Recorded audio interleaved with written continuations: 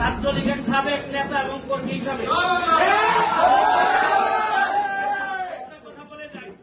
আজকে আমি বলে আসছি যে আমার যত তকমা আছে সব তকমা তোমরা নিয়ে যাও। আমার মানবতাবাদী বলতে এখন তোমরা বেঈমান বলো, কোনো অসুবিধা নাই।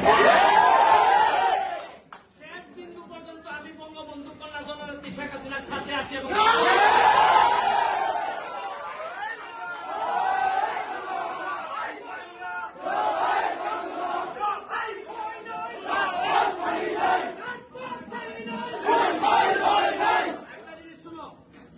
নতুন জেনারেশন 2001 পরে আমি রিপন নতুন ভাইদের সাথে বাবু ভাইদের সাথে লিয়াকত ভাইদের সাথে রাজনীতি করার সুযোগ পাইছিলাম। বিরোধী দল আমরা জানি যে কি খারাপ অবস্থায় আমরা রাজনীতি করে এই জায়গা পর্যন্ত আসছি। তোমরা আমাদের উত্তরাধিকার, রক্তের একটা তাসির আছে। আদর্শের সৈনিকরা যদি একবার চালাই যায়, একবার তাদেরকে কেউ আর দাবাই রাখতে পারে।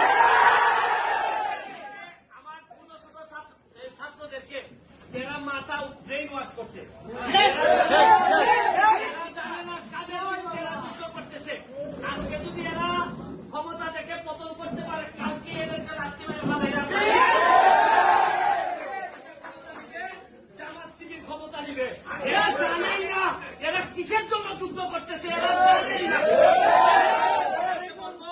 যতটুকু পারো ছোট ভাই যারা আছে বুঝাবা, তবে এদের সাথে যারা জামাত বিএনপি ছাত্র শিবির যারা আছে তাদেরকে প্রতিহত করার জন্য বাংলাদেশ ছাত্রলীগ একটা বড় ভূমিকা রাখবে।